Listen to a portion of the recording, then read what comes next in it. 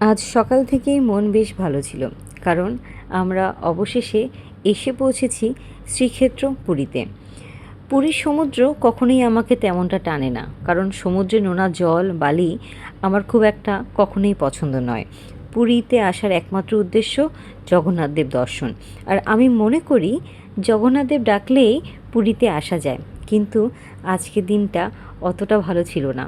প্রথম দিকে আমরা বেশ দুপুরবেলা রেডি হয়ে একদম মা ছেলে আর হাজব্যান্ড সব ম্যাচিং ম্যাচিং করে গিয়েছিলাম জগন্নাথদেব দর্শন করতে, কিন্তু আজকে বোধহয় জগন্নাথদেবের মুড ছিল না আমাদের দর্শন দেওয়ার। আজকে যখন আমরা মন্দিরে গিয়ে পৌঁছাই তখন থেকেই ভিড়। আমরা মন্দিরে পৌঁছাই 3:30 বাজে। সেই 3:30 থেকে 7:30 অবধি প্রায় আমরা দাঁড়িয়েছিলাম। সম্ভবত কোনো ভিআইপি দর্শন ছিল। তারপরে হঠাৎ করে লাইন আর এগোচ্ছে না, লাইন 7:30 অবধিও এগোচ্ছিল না। তো তাপস গিয়ে একটু খবর নিয়ে আসলো।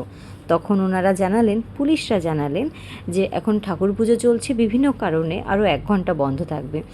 এদিকে বিনুর অবস্থা প্রায় খারাপ, কারণ ভিড়ের মাঝে আমরা এমন একটা জায়গায় দাঁড়িয়েছিলাম যেখান থেকে না আমরা বেরোতে পারছি না আমরা এগোতে পারছি।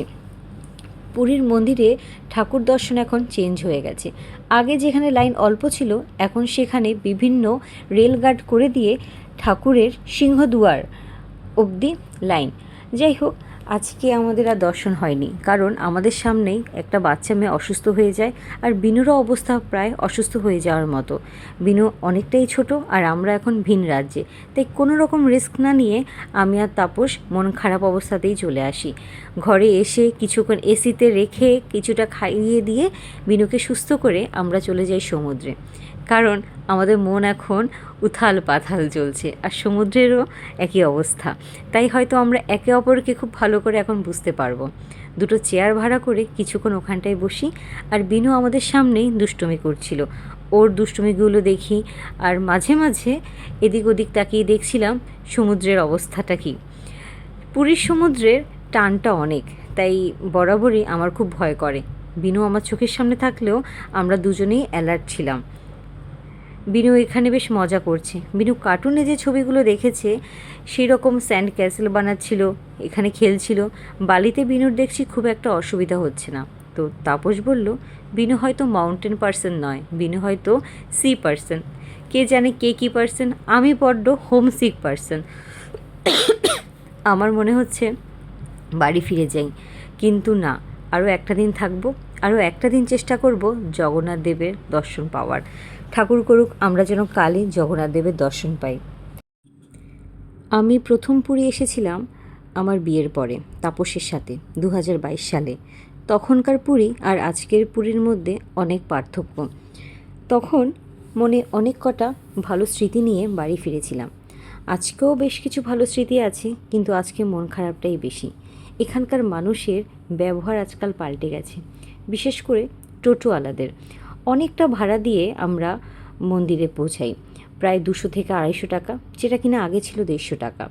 ঠিক আছে, ট্যুরিস্ট হিসেবে একটু না হয় খরচা করলাম, খুব একটা অসুবিধা নেই।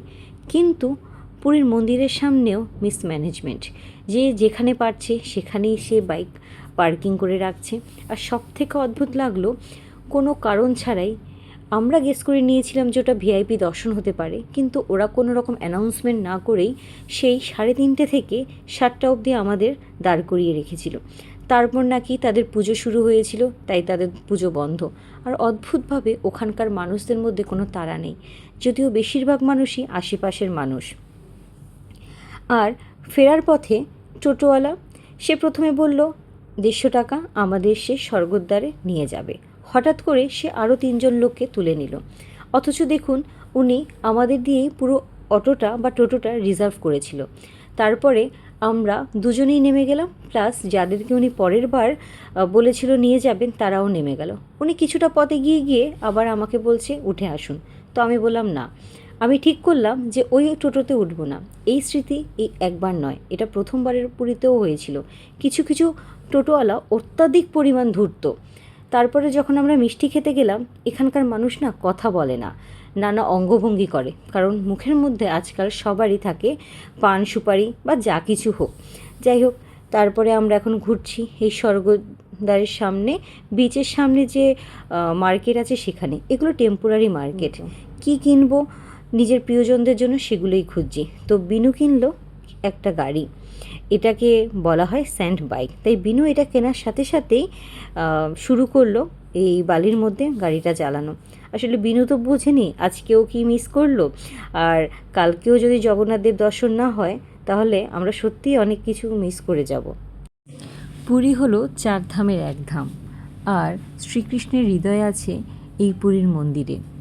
শুধুমাত্র এই কথাটি ভেবেই পুরী আসা লোভ সামলাতে পারি না।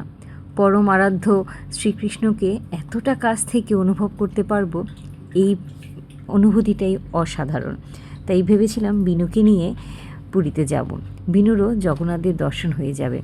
রাগটা কিন্তু কোনোভাবেই জগন্নাথ দেবের উপর নয়, পরমারাধ্য শ্রীকৃষ্ণের উপরেও নয়, রাগটা হচ্ছে পুরীর প্রশাসনের উপরে, যারা অহেতুক মানুষের সাথে এরকম বাজে ব্যবহার করেছে, যারা দর্শনার্থীকে ধরে নিয়েছে টেকেন ফর গ্রান্টেড, অকারণে দাঁড় করিয়ে রেখেছে। বাচ্চাদের কষ্ট, বয়স্ক মানুষের কষ্ট, কোনো কিছুতেই তাদের কিছুই যায় আসে না।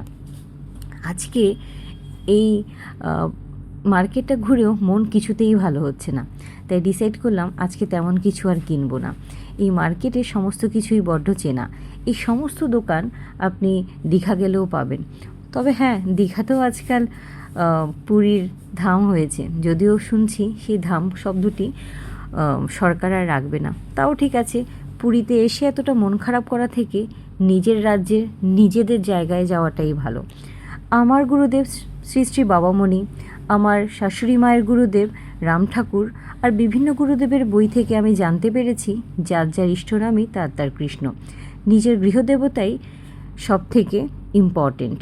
তাই শ্রীক্ষেত্রে প্রশাসনের এরকম খারাপ ব্যবহারেও মন খারাপের কোনো কারণ নেই, কারণ আমরা দিন শেষে ফিরে যাব বাড়ি, আর দিন শেষে আমরা পুজো করব আমাদের গৃহদেবতাকেই। তাও আশা রাখছি কালকে আমাদের জগন্নাথ দেবের দর্শন হবে। তবে এইবার যদি জগন্নাথ দেবের দর্শন না হয়, ঠিক করেছি আর পুরীতে আসবো না, কারণ পুরীতে আসার একমাত্র উদ্দেশ্যই আমাদের জগন্নাথ দেব দর্শন করা।